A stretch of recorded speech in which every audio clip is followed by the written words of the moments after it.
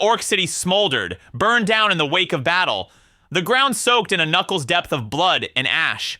The savage cries of its defenders now silent and still as its ruin was overseen by the architect of its very destruction. The orc wars were finally over. "There is nothing more reviled than the orc," said the elvish king, marching amidst masses of the orc dead. "Extinction is the reward they deserve. Alas, that we must sully our noses with their wretched stench when it was the human queen they abducted. We do not rest until she is found."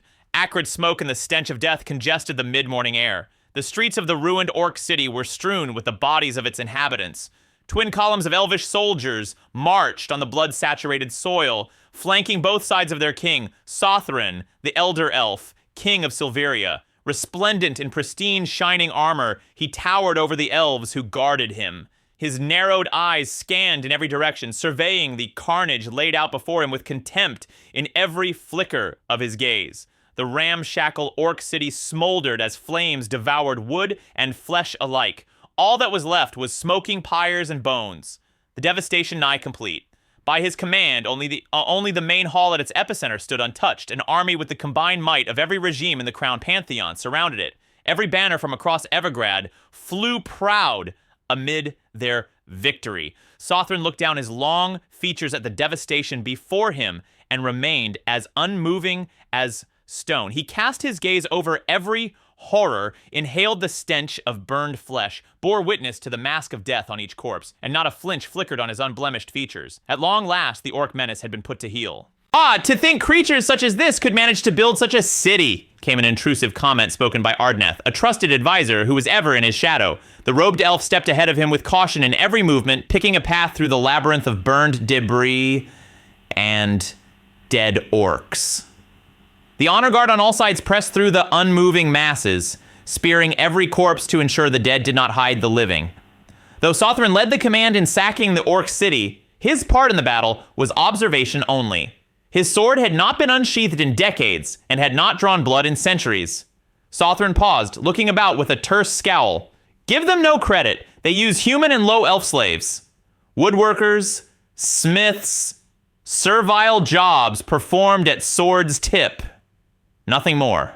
Ardneth sneered, a look not uncommon to him. Dwarves, perhaps. What dwarf wouldn't want the chance to build? A dwarf would die before lifting a hammer for an orc. Their pride is as deep as their beards are long. Sothrin did see the odd human or elf in slaves' rags amongst the piles of corpses. The scale of this city, I admit surprise, it is vaster than we anticipated. Built quickly even here, in the depths of Dreadmore. A host this size marching on Havenlore would have been devastating. They could never have been a threat to us, Ardneth countered, though his bluster wavered when he dwelled on the thought. 20 years of Thorgoth's menace are finally at an end. That remains to be seen. Sothrin pressed forward in his survey through the war zone. I want to see Thorgoth's body for myself. I was told he engaged with our Warmage directly, but he and his brothers have yet to be found. Ardneth sniffed, his hand over his nose as smoke drifted near him, hiding as the cowards they are. Orcs flee when they sense defeat, Sothrin declared. Only a strong leader keeps them fighting to the end. Dead or retreating, Thorgoth's absence on the battlefield took the heart out of them. Your counsel is wise, Ardneth, but your underestimation of orc tactics has ever blinded your judgment. Ardneth bowed at the rebuke. Forgive me, sire, if my counsel has ever failed you. Failure would be the orcs walking through the remains of our city, not the other way around. King Sothrin paused and looked aside to Ardneth. This will hold for later. For now, we search for the Nemerian queen. His voice trailed as a white-winged steed descended from above, bearing an armored elf on its back. The majestic steed landed, and the elf dismounted, taking his battle-damaged helm off. His young, handsome, elvish face was framed by honey-gold locks. His strained features were fair, but the weathered lines in his grimace spoke more of his time in battle than in comfort.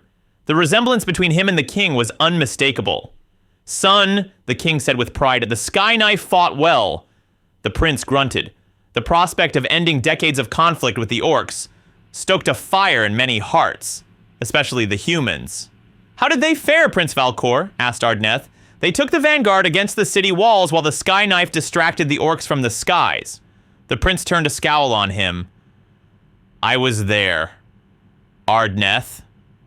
You needn't remind me of things I already know. The humans bore the brunt of the casualties. Their dead number in the thousands. And ours?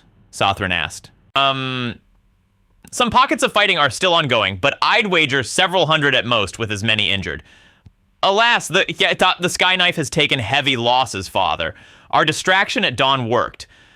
The ground forces breached the city with little resistance. I dare say the attack would not have succeeded without our sacrifice, but less than half remain. It pains me to suffer their loss. The king tilted his head down as his scowl dug into his face. We had 5 hands of Pegasi cavalry and riders strong. It could be 100 years or more before that strength returns to their numbers. Ardneth and Prince Valcor remained silent. The famed Pegasus Knights were not merely elves on winged horseback, but the most highly trained of all the King's Sothran forces, deadly in almost any form of combat. They were his personal command and he their most capable warrior, but he had not seen the need to ride at their head for this battle. Valcor rode in his stead. Sothran tilted his head back up, his regality once more in place. And the Arcane Order's Magi? Many slain. With the Orc Magnus and Warlord Thorgoth engaged with the Golden Mask, most orcs were little match for the Order's mages, but the chaos of battle can cripple untrained Magi. Their numbers will be stretched thin for some time. Sothran nodded, concerned little with the Arcane Order. Word of the Golden Mask's feats here will resonate throughout the Crown Pantheon. They'll know the Golden Mask works at the behest of the Silveria, and it will stifle dissent from the other crowns. The slight smirk on his face was barely contained. Ardneth shared the king's satisfaction. We were some distance, Prince Valcor, but we could hear the overture of the Golden Mask's might. Was it as bold a spectacle up close? The prince's dark expression told the other 2 elves more than words could say. Valcor spoke in a lowered tone and said, 200 years? I've lived. Much of it on the battlefield. I've seen many magics in my time, but nothing like what the Golden Mask unleashed. It was horrifying. Ardneth shared a pleased look with the king. The decades we've spent in conflict with Warlord Thorgoth and his orc horde were equally horrifying, sire, Sothran said, speaking boldly for all to hear. It was far past time for this conflict to conclude. Where are Thorgoth and his brothers? The orc warlord and the Magnus engaged in battle not long after it started. He spilled more elvish blood than any other. He met the Golden Mask in close combat in the commons near their main hall and fought the Warmage hand to hand, bolstered by the Magnus's cursed spellcraft. As I said, I've seen many a magic in my time, but none this powerful. Every soldier within sprinting distance couldn't flee fast enough. Those who were near said each struck a killing blow to the other. A noise of displeasure rattled in King Sothran's throat. My Warmage is dead? Valcor shook his head. Badly wounded, but alive. And again, I ask, what of Thorgoth? The prince pointed to the distance, past the ruinous heap of the city's walls and towards twisting, towering trees and gnarled underbrush of the forest beyond the city. Alive, but only just, fled with his brothers in the chaos afterwards. We suspect they ran into the deep valley. I have men in pursuit now, but the wilds of Dreadmore are just as dangerous as orcs and twice as treacherous to venture. Sothran gave a curt nod. I want him dead, without question. Sire, even if he's not found, his numbers are beyond recovery.